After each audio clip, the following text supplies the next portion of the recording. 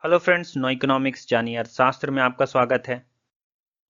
आज की वीडियो में हम बात करेंगे Higgs theory of trade cycle के बारे में। Professor J R. हिग्स ने अपनी पुस्तक a contribution to the theory of trade cycle में व्यापार चक्र की प्रक्रिया को समझाने का प्रयास किया है। दोस्तों, हिग्स के व्यापार चक्र सिद्धांत में तीन महत्वपूर्ण कॉन्सेप्ट का इस्तेमाल किया गया है, जिसमें पहला है रॉय एफ हैरोल्ड का वारंटेड रेट ऑफ ग्रोथ या अभिष्ट विकास दर। दूसरा है इंड्यूस्ड और ऑटोनोमस इन्वेस्टमेंट, जिसे प्रेरित निवेश और स्वायत्त निवेश भी कहा जाता है। तीसरा है combination of multiplier and accelerator, यानी गुणक और त्वरक की आपसी क्रिया प्रतिक्रिया। दोस्तों, वीडियो शुरू करने से पहले मैं आपको बतला देना चाहता हूं कि मैंने Harold Domar model of economic growth के ऊपर पहले ही वीडियो बना दिया है, जिसमें आपको हैरोल्ड के actual growth rate, warranted growth rate और नेचुरल ग्रोथ रेट के ऊपर डिटेल में डिस्कशन मिल जाएगा। इसके बाद इंड्यूस्ड इन्वेस्टमेंट और ऑटोनोमस इन्वेस्टमेंट, जो कि थ्योरी ऑफ मल्टीप्लायर और एक्सेलरेटर का ही एक भाग है, उसके ऊपर भी मैंने Keynes theory of investment multiplier और एक्सेलरेटर थ्योरी ऑफ इन्वेस्टमेंट में विस्तार से चर्चा की है। इन वीडियोस का लिंक आपको इस वीडियो के डिस्क्रिप्शन में मिल जाएगा। मैं आपको हाईली रिकमेंड करता हूं कि आप उन वीडियोस को जरूर देखें। चलिए अब उन अजम्पशंस पर नजर डालते हैं जो प्रोफेसर जे.आर. हिग्स ने अपने व्यापार चक्र सिद्धांत में की हैं। प्रोफेसर हिग्स प्रोग्रेसिव इक्विलिब्रियम की मान्यता को स्वीकार करते हैं। उनका मानना है कि अर्थव्यवस्था में ऑटोनोमस इन्वेस्टमेंट या स्वायत्त निवेश की मात्रा लगातार बढ़ती रहती है, जिस वजह से अर्थव्यवस्था नए और पहले से बेहतर संतुलन स्तर पर गति करता रहता है।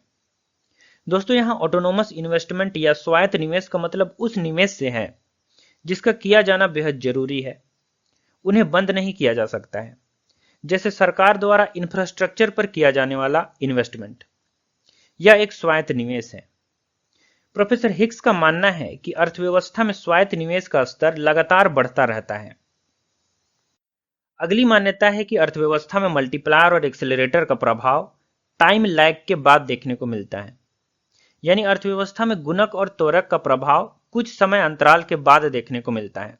जैसे गुणक या मल्टीप्लायर के केस में जब निवेश बढ़ता है तो आय में कई गुने अधिक वृद्धि होती है, लेकिन हिग्स के अनुसार निवेश में वृद्धि की वजह से आय में जो कई गुने अधिक वृद्धि होती है वह तुरंत नहीं हो जाती है, उसमें समय लगता है।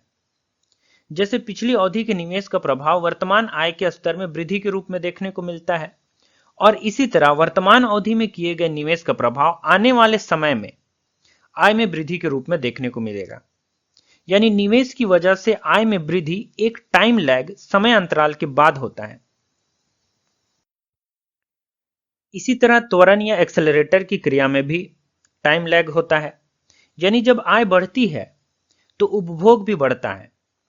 जब आय और उपभोग बढ़ता है तो निवेश में आय के बढ़ने के मुकाबले कई गुने अधिक वृद्धि होती है।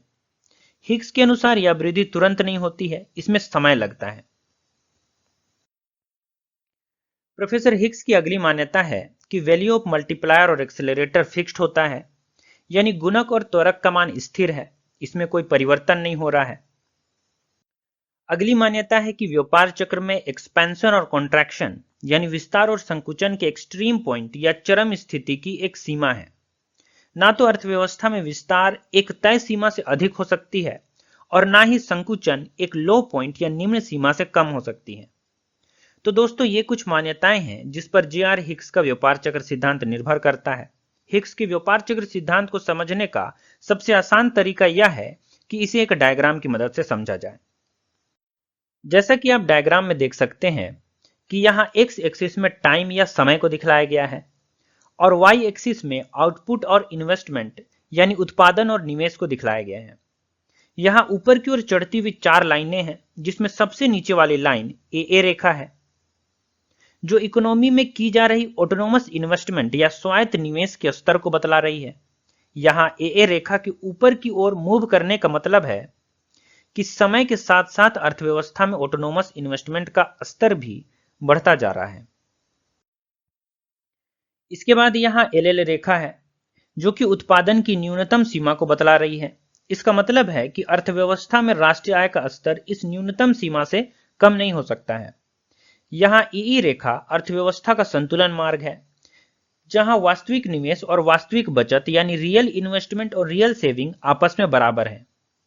यह रेखा असल में हैरोड के वारंटेड ग्रोथ रेट या अभिष्ट विकास दर के अनुरूप खींची गई है। यहाँ ईई रेखा ऊपर की ओर मूव कर रही है। इसका मतलब है कि वास्तविक बचत और वास्तविक निवेश का स्तर आपस में बराबर तो है, लेकिन समय के साथ वास्तविक निवेश और वास्तविक बचत के स्तर में वृद्धि भी हो रही है।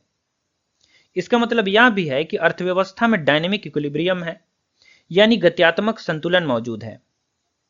दोस्तों, डायनेमिक इक्विलिब्रियम का मतलब उस संतुलन के स्तर से है जो समय के साथ बदलती रहती है। अब यहां एफएफ रेखा को देखिए। यह रेखा हमें उत्पादन की ऊपरी सीमा को बतला रही है। उत्पादन या आउटपुट की ऊपरी सीमा या अपर लिमिट का मतलब है कि अर्थव्यवस्था में आर्थिक गतिविधियों का विस्तार या इकोनॉमिक एक्टिविटीज का एक्सपेंशन इस ऊपरी सीमा से अधिक नहीं हो सकता है। हिक्स द्वारा बतलाए गए उत्पादन के अपर लिमिट का विचार हैरोड के नेचुरल ग्रोथ रेट पर आधारित मालूम पड़ता है। ऐसा इसलिए क्योंकि Hicks professor Roy F Herod की तरह यह मानते हैं कि किसी भी अर्थव्यवस्था में इकोनॉमिक एक्टिविटीज के एक्सपेंशन की एक अधिकतम सीमा होती है, क्योंकि कोई भी अर्थव्यवस्था लिमिटेड रिसोर्स से अनलिमिटेड लेवल ऑफ ग्रोथ को हासिल नहीं कर सकती है। चूंकि प्राकृतिक संसाधन सीमित हैं, रोजगार सीमित है, इसलिए आर्थिक गतिविधियों का विस्तार भी सीमित है। यही बात हिक्स की एफएफ रेखा हमें यहां बतलाती है।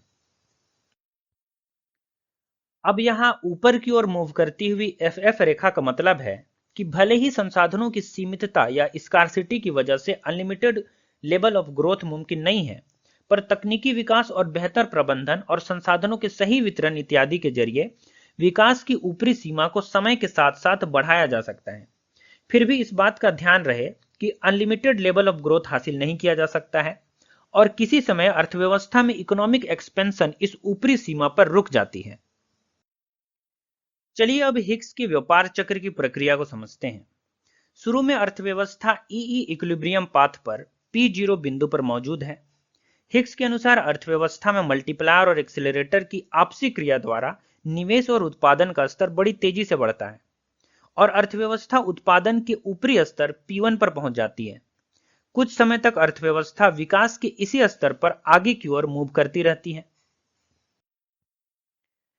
यह इकोनॉमिक बूम या तेजी की स्थिति है। कोई भी अर्थव्यवस्था इस स्थिति में बहुत लंबे समय तक बनी हुई नहीं रह सकती है, क्योंकि मुद्रास्फीति या बढ़ी हुई कीमतें और एक्सेस सप्लाई जैसी घटना अर्थव्यवस्था को धीरे धीरे स्लो डाउन करने लगती हैं। और हिक्स के अनुसार मल्टीप्लायर और एक्सेलरेटर की रिग्रेसिव एक्टिविटीज या कहें कि गुणक और त्वरक की उल्टी क्रिया आर्थिक विकास या राष्ट्रीय आय के स्तर में कमी प्रारंभ कर देती है, जिस वजह से अर्थव्यवस्था में संतुलन स्तर P1 से Q1 और फिर Q2 लेवल पर पहुंच जाती है।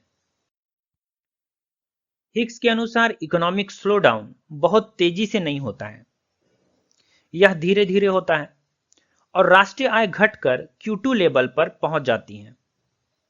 अर्थव्यवस्था में उत्पादन या राष्ट्रीय आय का संतुलन स्तर Q2 लेवल से नीचे नहीं गिरता है। ऐसा इसलिए होता है क्योंकि यहां अर्थव्यवस्था को ऑटोनोमस इन्वेस्टमेंट या स्वायत्त निवेश का सपोर्ट मिला हुआ है। ऑटोनोमस इन्वेस्टमेंट या मल्टीप्लायर की वजह से उत्पादन का स्तर इस Q2 लेवल से नीचे नहीं गिरता है और कुछ समय तक अर्थव्यवस्था में उत्पादन का स्तर इस लोअर लिमिट पर मूव करता रहता है। कुछ समय बाद स्वायत्त निवेश का यह आधार अर्थव्यवस्था में फिर से अपस्विंग की प्रक्रिया को शुरू कर देता है और इसी तरह से व्यापार चक्र फिर से काम करने लगता है। दोस्तों, अर्थव्यवस्था में मल्टीप्लायर और एक्सेलरेटर की आपसी क्रिया द्वारा राष्ट्रीय आय के तेजी से बढ़ने की घटना को लिवरेज इफेक्ट कहा जाता है। हालांकि लिवरेज इफेक्ट का मतलब फाइनेंस सेक्टर में थोड़ा अलग है। फाइनेंस सेक्टर में लिवरेज इफेक्ट का मतलब है उधार लेकर निवेश करना। दोस्तों, आज के लिए बस इतना ही। उम्मीद करता हूं कि हिक्स के व्यापार चक्र सिद्धांत को समझने में इस वीडियो से आपको थोड़ी मदद मिलेगी। वीडियो अगर पसंद आए तो इसे लाइक कीजिए, शेयर कीजिए और चैनल को सब्सक्राइब कीजिए, क्योंकि जब भी आप हमारे चैनल को सब्सक्राइब करते हैं, वीडियो को शेयर करते हैं, लाइक करते हैं, तो इससे हमें बड़ी प्रेरणा मिलती है नए वीडियो बनाने में। वीडियो देखने के लिए आपका धन्यवाद।